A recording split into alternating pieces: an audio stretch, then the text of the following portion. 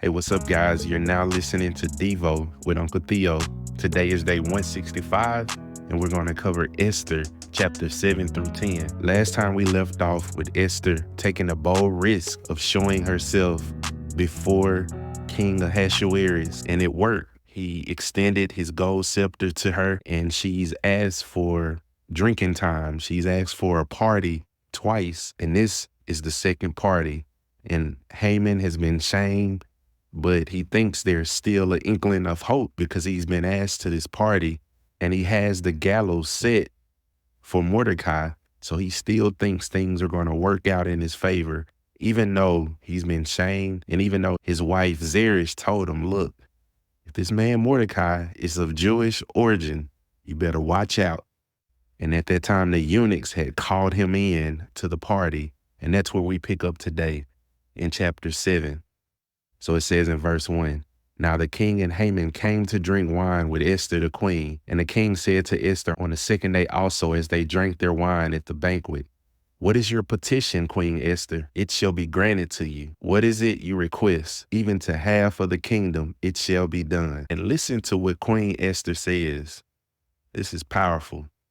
Verse 3, then Queen Esther replied, if I have found favor in your sight, O king, and if it pleases the king, let my life be given me as my petition, and my people as my request. For we have been sold, I and my people, to be destroyed, to be killed, and to be annihilated. And so Esther finally reveals what she wants. What does she say? She says, King, I just want my life. Now, think about this.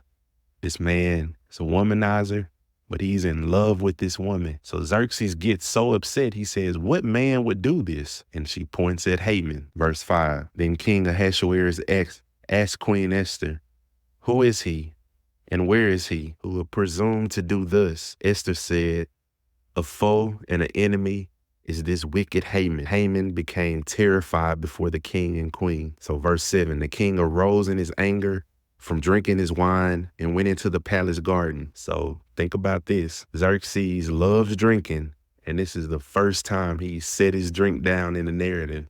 He's hot, even to the point where he's willing to walk away from drinking. And so Haman bows before Esther. And you see the irony in this? He wanted them, the Jews, bowing before them. And this is the second time he's had to bow before the Jews.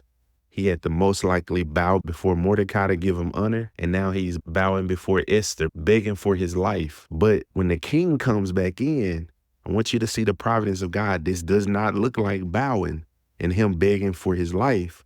This looks like assault. So verse 8, now when the king returned from the palace garden into the place where he was drinking wine, Haman was falling on the couch where Esther was. Then the king says, will he even assault the queen with me in the house? As the word went out of the king's mouth, they covered Haman's face. And Harbonah, one of the eunuchs who were before the king, said, behold. So a eunuch randomly comes in at this time. And look at what he tells Haman. He says to Haman, and he says this right before the king, behold, indeed the gallows standing at Haman's house, 50 cubits high, which Haman made for Mordecai, who spoke good on behalf of the king. So this eunuch is saying, hey, Haman, the gallows you made for Mordecai to hang him on 75 feet high, hey, they're ready if you're ready to move forward. And the king says, what gallows? For Mordecai, the one who saved my life? And the king is infuriated. But I want you to see the strategy of that eunuch. He said, the gallows are made for Mordecai, who spoke good on behalf of the king. And the king says, hang him on it. And so they hang Haman on the gallows, which were prepared for Mordecai. And finally, it says the king's anger subsided. So King Xerxes has Haman's put on the gallows that he had made for Mordecai. And finally, the king's anger is abated. And he remembers Mordecai's request in the beginning of mourning. He was in sackcloth and ashes. And Esther said, if I perish, I perish. Well, this is the exact opposite of all of that. God is fighting for them without even his name being mentioned. We move into chapter 8, and it says, on that day, King Ahasuerus gave the house of Haman, the enemy of the Jews, to Queen Esther. And Mordecai came before the king, and Esther had disclosed what he was to her. the king took off his signet ring, which he had taken away from Haman, and gave it to Mordecai. And Esther set Mordecai over the house of Haman. Then Esther spoke again to the king, fell at his feet, wept, and implored him to avert the evil scheme that Haman the Agagite and his plot which he had devised against the Jews.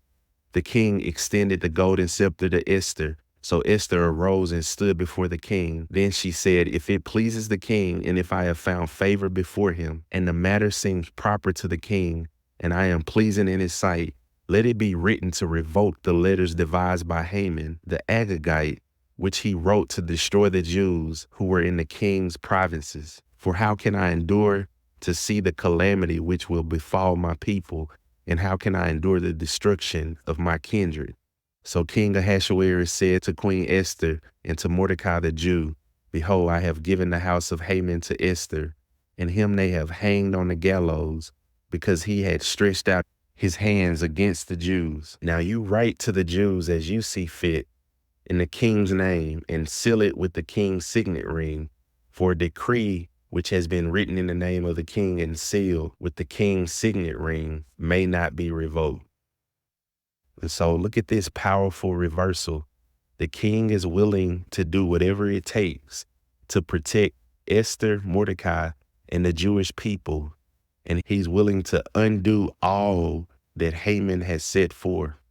He said, look, I've killed the man. I will continue to operate on your behalf. Write whatever you need to write in my name. I'll put my signet ring on it, and whatever is said cannot be revoked. And so this establishes a major Jewish holiday called Purim. And you see that in verse 17. It says, in each and every province and in each and every city, wherever the king's command and his decree arrived, there was gladness and joy for the Jews, a feast and a holiday.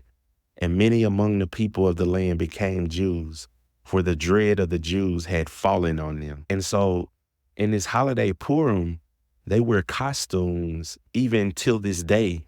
And the only analogy I could give you is like what is done in our culture for Halloween.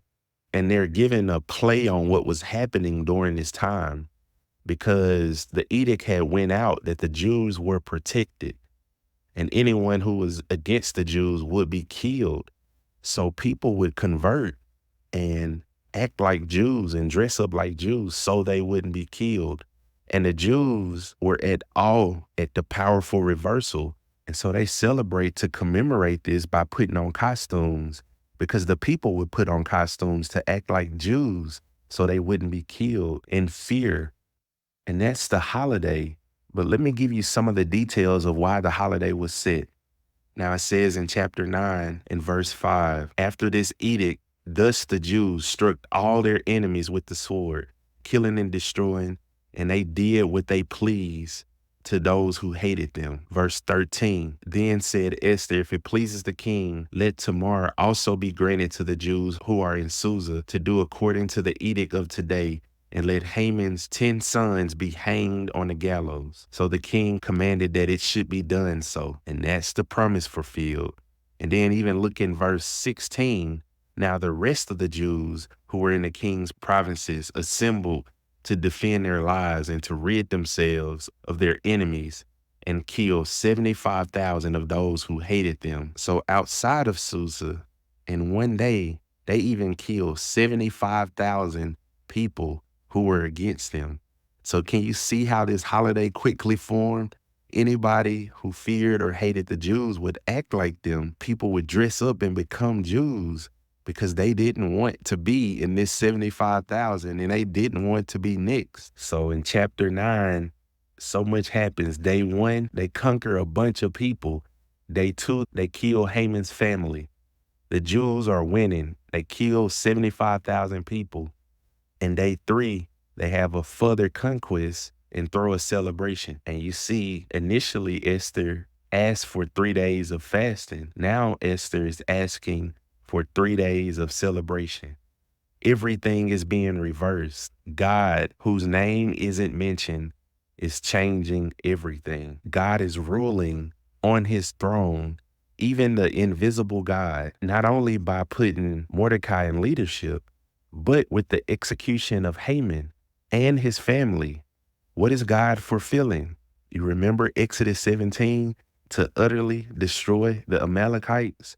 That promise is fulfilled in the book of Esther. Mordecai proclaims this holiday and he becomes leader instead of Haman.